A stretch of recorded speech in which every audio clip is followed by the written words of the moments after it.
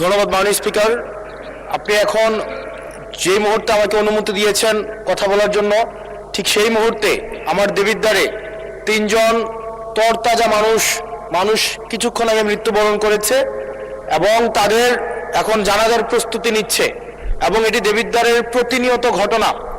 বাংলাদেশে কোনো সড়ক নেই, বিভাগীয় শহরের দুইটা বিভাগীয় শহরকে যুক্ত করেছে, কিন্তু সেই রাস্তার প্রশস্ত হচ্ছে মাত্র 18 ফিট।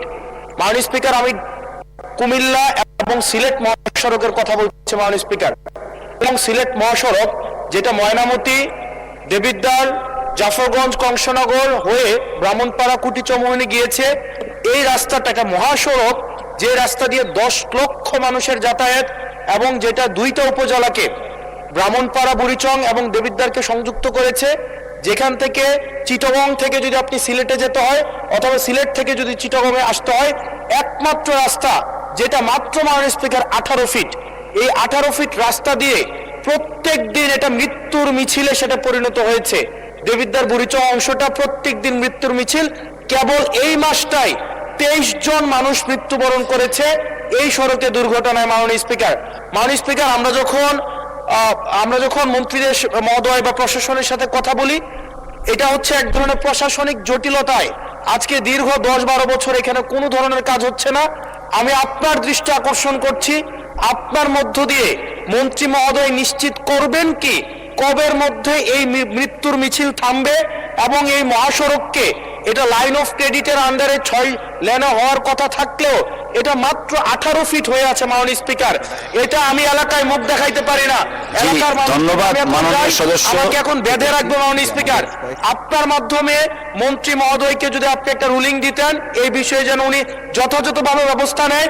আমি ভিক্ষা চাই এই সংসদের কাছে, এই রাস্তাটা 10 লক্ষ মানুষ প্রাণ বাঁচাবে। মাননীয় স্পিকার, আমি আপনাদের কাছে ভিক্ষা চাই এই রাস্তাটাকে প্রশস্তকরণের জন্য দ্রুত এটার আপনারা ব্যবস্থা নেবেন। ধন্যবাদ মাননীয় সদস্য। আপনি 71 বিধিতে একটা নোটিশ প্রদান করুন, সেটা সবচেয়ে অ্যাপ্রোপ্রিয়েট ওয়ে। তখন মাননীয় মন্ত্রী জবাব দিবেন, আপনি সংশ্লিষ্ট মন্ত্রী যখন জবাবটা দিবেন, it will work upon the procedure. আমার মনে হয় আপনি 71 বিধিতে একটা নোটিশ দেন আমাদেরকে, প্লিজ। Thank you. রাষ্ট্রপতি ভাষণের উপর আলোচনা অব্যাহত আছে। মাননীয় সদস্যবৃন্দ, আলোচনায় অংশগ্রহণ করবেন লালমনিরহাট 1 আসন থেকে নির্বাচিত মাননীয় সংসদ সদস্য জনাব মোহাম্মদ হাসান রাজীব প্রধান।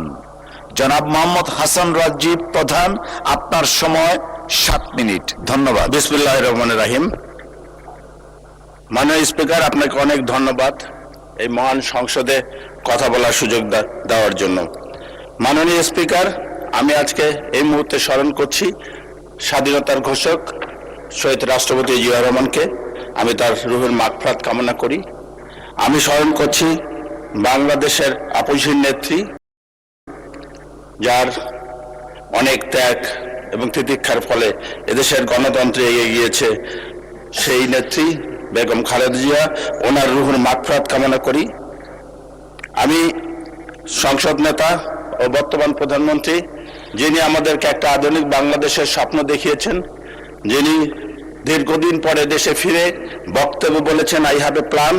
উনি একটা আধুনিক বাংলাদেশ করবেন, একটি মানবিক বাংলাদেশ করবেন এবং একটি গণতান্ত্রিক বাংলাদেশ আমাদেরকে উপহার দিবেন। আপনার মাধ্যমে আমি আমার নির্বাচনী এলাকার মানুষের প্রতি কৃতজ্ঞতা জানাতে চাই, যারা দীর্ঘ 47 বছর পরে বাংলাদেশ জাতীয়তাবাদী দলের প্রার্থী হিসাবে আমাকে নির্বাচিত করেছেন, তাদের মূল্যবান ভোটের মাধ্যমে এবং এই মহান সংসদে কথা বলার সুযোগ করে দিয়েছেন। আমি মহামান্য রাষ্ট্রপতিকে ধন্যবাদ জানাতে চাই, কারণ তিনি ওনার ভাষণে প্রথম পাড়ায় বর্তমান প্রধানমন্ত্রী, নতুন সরকার এবং আমরা যারা নির্বাচিত হয়ে সংসদে এসেছি তাদেরকে অভিনন্দন জানিয়েছেন। দ্বিতীয়ত, 2024 সালের জুলাই আগস্ট মাসে ছাত্র জনতার গণ আন্দোলনকে উনি একটি গুরুত্বপূর্ণ ঘটনা হিসাবে আখ্যায়িত করেছেন। তিনি তার ভাষণে আওয়ামী লীগ সরকারকে বারংবার ফ্যাসিবাদী সরকার হিসাবে উল্লেখ করেছেন। মহামান্য রাষ্ট্রপতি তার ভাষণে বর্তমান সরকারের পরিকল্পনার কথা তুলে ধরেছেন। সেখানে এগুলির মধ্যে অন্যতম হলো বর্তমান সরকার নারীর ক্ষমতায়নের উদ্দেশ্যে প্রত্যেকটি পরিবারের যিনি নারী প্রধান তার নামে একটি করে ফ্যামিলি কার্ড প্রদান করবেন, যার মাধ্যমে নারীরা আর্থিক সুবিধা পাবে। মাননীয় স্পিকার, ইতিমধ্যে সেই কাজ শুরু হয়ে গেছে, ফ্যামিলি কার্ড প্রদান শুরু হয়ে গেছে, পাইলট প্রজেক্ট চলছে। আমি আশা করব এই ফ্যামিলি কার্ড আমার অঞ্চলে, আমার এই সীমান্তবর্তী এলাকা, এই আসনটি লালমনিরহাট 1, পাটগ্রাম এবং হাতীবান্ধা নিয়ে এই আসনটি, এখানে মোট 20টি ইউনিয়ন আছে এবং প্রত্যন্ত অঞ্চলে আমরা বারবারই বৈষম্যের শিকার হয়েছি এই সীমান্তবর্তী এই আসনটিতে। তাই আমি আশা করব সরকারের এই সুযোগ সুবিধা, যেমনি করে ফ্যামিলি কার্ড পাইলট প্রজেক্ট শুরু হয়েছে, এর পরবর্তী ধাপে যেন আমাদের এলাকাটাকে এটা অন্তর্ভুক্ত করা হয়। আমি আরো উল্লেখ করতে চাই, ইতিমধ্যে কৃষকদের সুরক্ষা নিশ্চিত করার জন্য কৃষি কার্ড বিতরণ শুরু হয়েছে। কৃষি ঋণ ইতিমধ্যে সরকার 11 লক্ষর অধিক কৃষকের 10,000 টাকা পর্যন্ত কৃষি ঋণ মওকুফ করে দিয়েছে। এই সুযোগ সুবিধাগুলি মানুষের কল্যাণে কাজে লাগছে। মাননীয় স্পিকার, আমার নির্বাচনী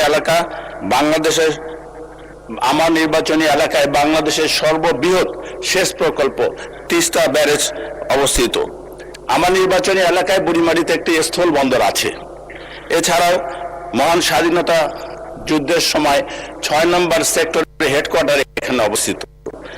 আপনারা হয়তো জানেন মাননীয় স্পিকার, বাংলাদেশের একটি ছিটমহল আছে দহগ্রাম এবং আঙ্গরপোতা, আমার নির্বাচনী এলাকায় পাটগ্রাম থানার অন্তর্গত একটি ইউনিয়ন।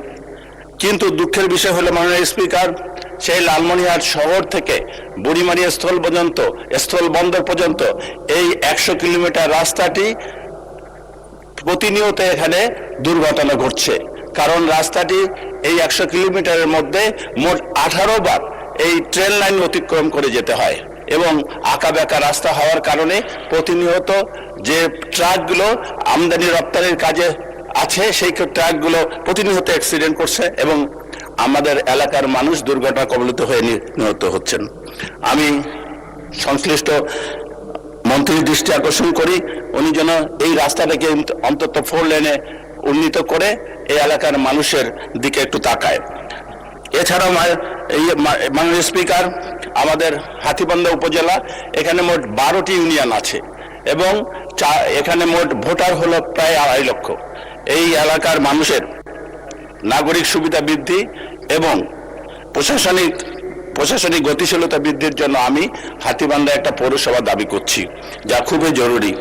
আমাদের সীমান্তবর্তী এলাকা হওয়ার কারণে মাননীয় স্পিকার, এখানে আমাদের যুব সমাজ মাদকাসক্ত হয়ে যাচ্ছে, অবাধে মাদক আসছে আমাদের পার্শ্ববর্তী দেশ থেকে।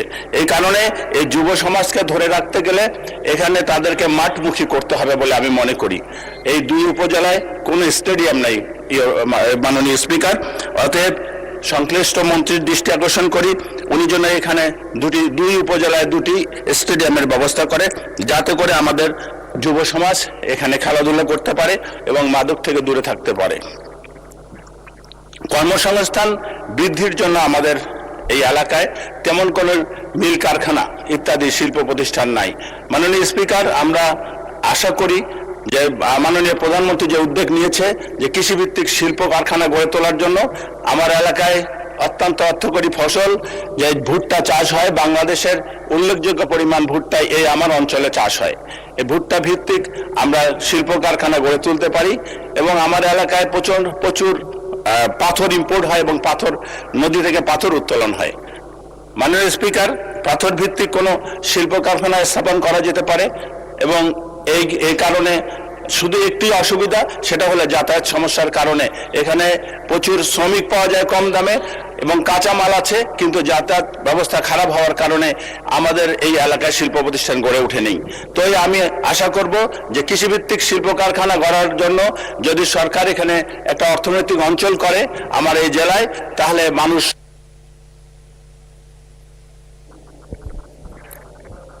1 মিনিট চাচ্ছেন। জি, দেওয়া হলো 1 মিনিট। এখানে যদি কৃষিভিত্তিক শিল্প কারখানা গড়ে ওঠে তাহলে আমাদের বেকার সমস্যা অনেকটা সমাধান হবে এবং উদ্যোক্তাদের আকৃষ্ট করার জন্য এই অঞ্চলে অর্থনৈতিক অঞ্চল গঠিত করতে হবে এবং সেখানে ট্যাক্স হলিডে যদি দেওয়া হয় তাহলে বড় বড় উদ্যোক্তা সেখানে আকৃষ্ট হবে শিল্প কারখানা গড়ার জন্য। মাননীয় স্পিকার, আমাদের এই অঞ্চলটি প্রত্যন্ত অঞ্চল, বাংলাদেশের উত্তরবঙ্গের একদম সীমান্তবর্তী অঞ্চল। এখানে আরো অনেক নানাবিধ সমস্যা আছে, তার মধ্যে উল্লেখযোগ্য স্বাস্থ্য সেবার খাতে আমি এর আগেও 71 বিদ্যুতে একটা নোটিশ দিয়েছিলাম। আমাদের ওখানে দুই উপজেলা 2টা স্বাস্থ্য কমপ্লেক্স আছে, কিন্তু শুধু বিল্ডিং আছে, মেশিন অপারেটর কিছুটা আছে, যেমন এসিজি মেশিন আছে, এখানে অন্যান্য মেশিনও আছে, কিন্তু ডাক্তার না থাকার কারণে এখানে একটা ছোট্ট অপারেশনও, একটা সিজার পর্যন্ত হয় না, বিশেষজ্ঞ কোনো ডাক্তার নাই। দুই উপজেলায় 2টি স্বাস্থ্য কমপ্লেক্সে একটা মাত্র ক্লিনারও ওখানে নিয়োজিত নাই, যার জন্য এই খাতে খুবই দুরবস্থা বিরাজ করছে।